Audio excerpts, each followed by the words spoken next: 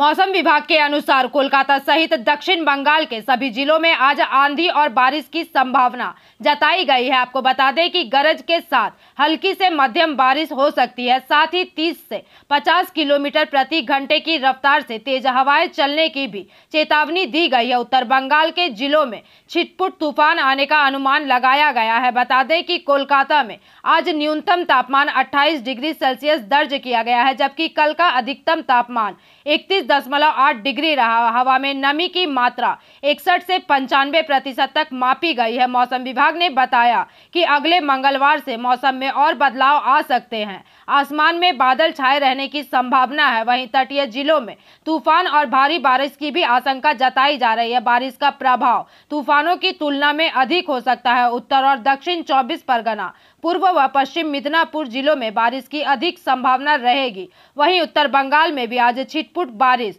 और गरज के साथ छींटे पड़ने की चेतावनी जारी की गई है। जलवाष्प की अधिकता के कारण गर्मी असहज कर सकती है। अनुमान है कि कल यानी कि शनिवार को हल्की आंधी आ सकती है। मौसम विभाग ने संकेत दिया है कि अगले सप्ताह उत्तर बंगाल के जिलों में तूफान और बारिश की तीव्रता बढ़ सकती है। পশ্চিমবঙ্গের দক্ষিণবঙ্গের 4টি জেলাতে বিক্ষিপ্তভাবে ভারী বর্ষণের সম্ভাবনা আছে। সেই 4টি জেলা হলো পশ্চিম মেদিনীপুর, পূর্ব মেদিনীপুর, মানে বুঝতে পারছেন কোস্টাল ডিস্ট্রিক্টস অ্যাকচুয়ালি, এবং উত্তর এবং দক্ষিণ 24 পরগনা।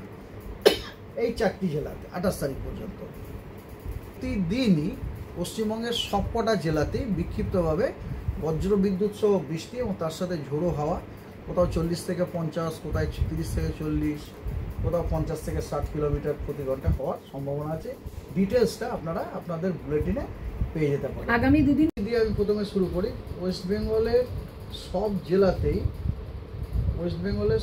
জেলাতেই আগামী এই সপ্তাহে মানে আগামী 7 দিনে সব জেলাতেই বৃষ্টির সম্ভাবনা আছে। খালি ব্যাপার তফাৎটা হচ্ছে এইটা যে কোনো দিন কোনো জেলাতে জেলার অধিকাংশ স্থানে বৃষ্টি হওয়ার সম্ভাবনা আছে। কোনো দিন কোনো জেলার অনেক জায়গাতে বৃষ্টি হওয়ার সম্ভাবনা আছে।